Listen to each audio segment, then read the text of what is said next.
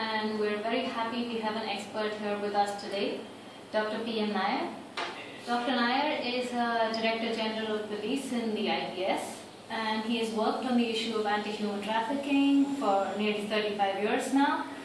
And he's worked with key organizations like the UNODC and NHRC. And we would really like to benefit also from this opportunity presented to us by having Dr. Nair in the office. And the key question, sir, that we'd like to present to you is how would you see the role of philanthropists and key organizations such as NGOs in the sector to improve impact in the anti-human trafficking sector? Namaste. Thank you so much for giving this opportunity like this. First of all, I would say anti-human trafficking is a mission. It's a mission where all of us should be part of that. In this anti-human trafficking scenario, if we are either part of the problem or part of the solution. So we need to decide where we are. Human trafficking is the gravest violation of human rights today. It's a slavery in every form, whether it is for sex trafficking or labor trafficking, for organ trade, whatever manifestation. The Constitution of India, Article 23 says, trafficking in every form is prohibited. What is the Constitution? Constitution is a mandate given by we, the people of India, to ourselves. You are given to yourself, I am given to myself. All of us are given to ourselves. So when we have a constitutional mandate which we gave to ourselves, which says that trafficking in every form is prohibited, every person in India has a right not to be trafficked. It's a fundamental right in the Constitution. Therefore, every other person has a fundamental duty to ensure that person is not trafficked. So it's a fundamental duty of all of us, the media, the philanthropists, the NGOs, the corporates, the government officials, police, non-police, everybody across the board. So I believe it's a constitutional fundamental duty of all of us. We can work in every sphere. If you classify the anti-human trafficking related work, we can generally put across in three brackets. Though there may be cross connections, it's generally three spheres. One is the prevention, second is the prosecution, third is protection. Prevention, all of us know, it's a preventable offense. If we can get to that, we can do prevent. Prosecution means all aspects of investigation, punishment, then court matters, detection, action against the offenders, all those will come under prosecution. It's a large field again.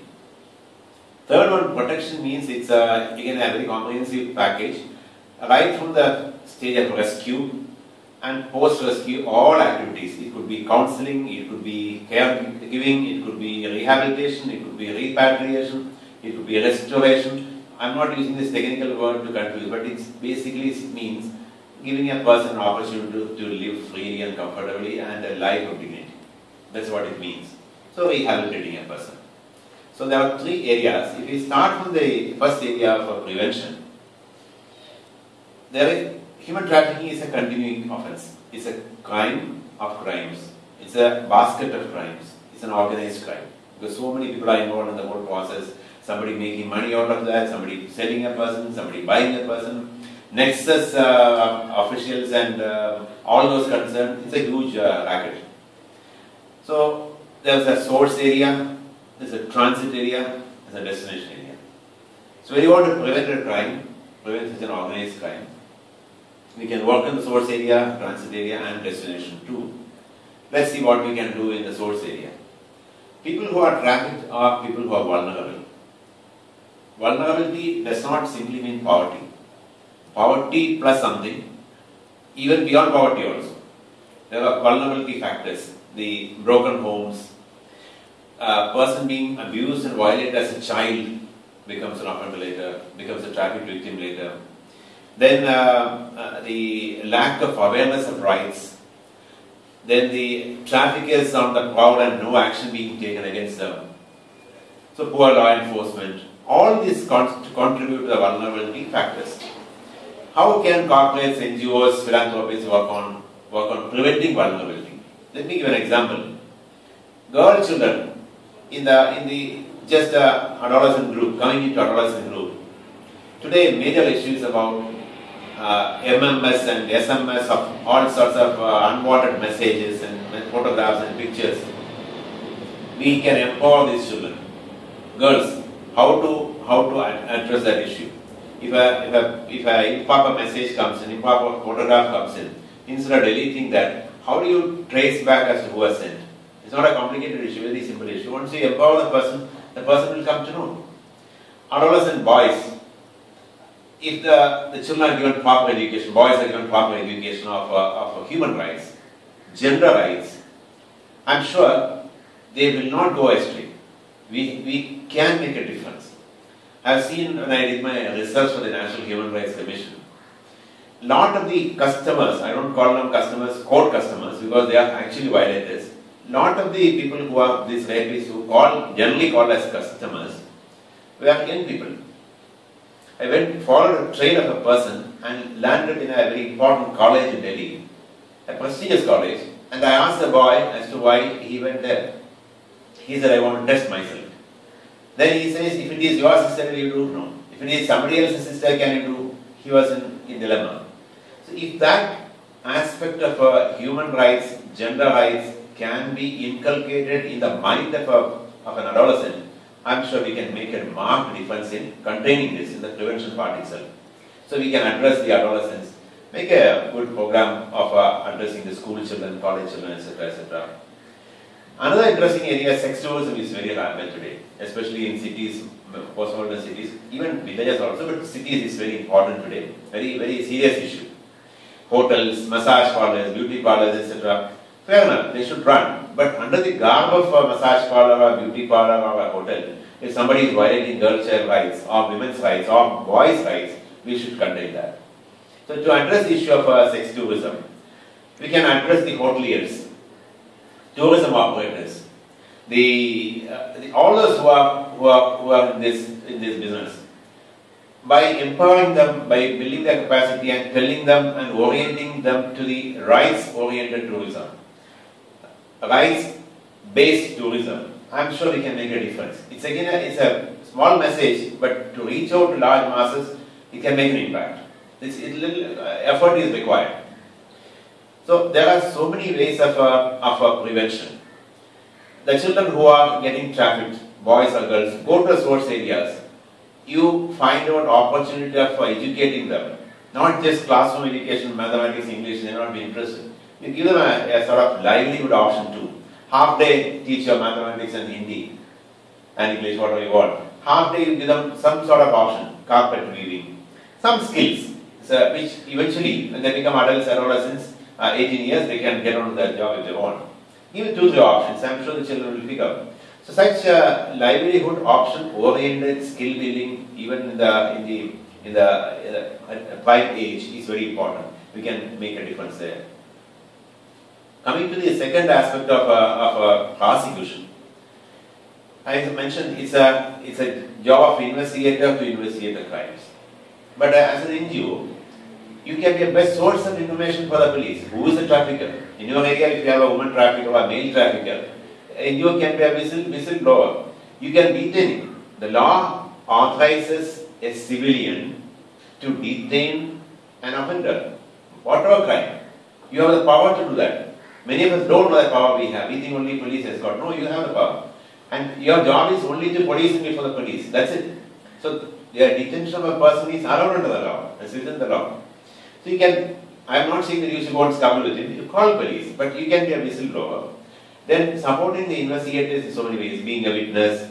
The police, when they rescue girls, they need counseling. Police people may not be trained in counseling, or they are not the right person to do counseling. NGOs can share hands, join hands, and become the best counselors.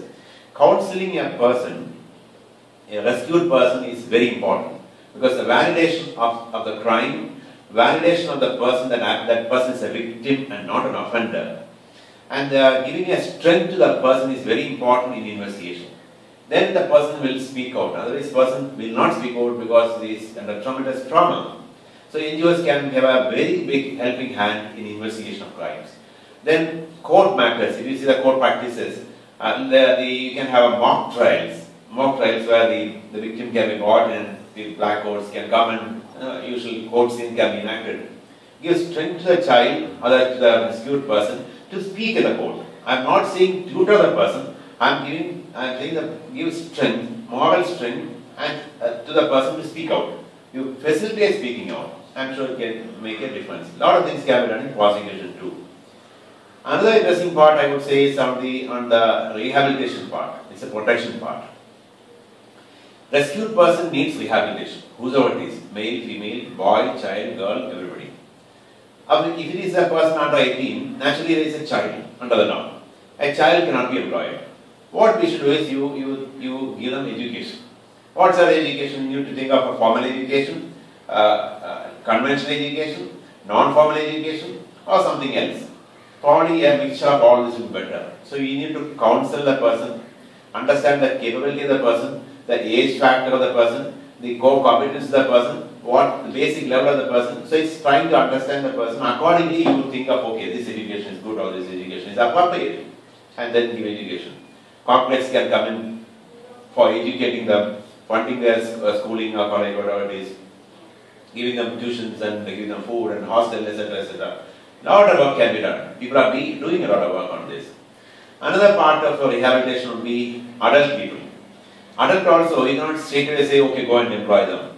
It's not the way. Because many of these adults have not got any orientation. You need to understand the core competence of adults. Somebody may be interested in computer work. Somebody may be interested in a reception job. Somebody may be interested in a welding job. Somebody may be interested in carpentry work. Somebody may be interested in becoming a security guard. I am giving small examples. Like that, so many options are there, depending on the quality of the person, the competence of the person, the interest of the person. So by counseling, you generate interest. The person may not know anything at all. You give options and generate interest in the person and build the capacity of the person. Thereupon you give them options. Okay, this training or that training and this skill and that skill. And then comes the best important part. Give them capacity building and training and give them employment. When you give the employment, the appropriate place, the employers have to come in. So we need to find out who are the employers, what is the requirement of the rescued person, try and mix and match.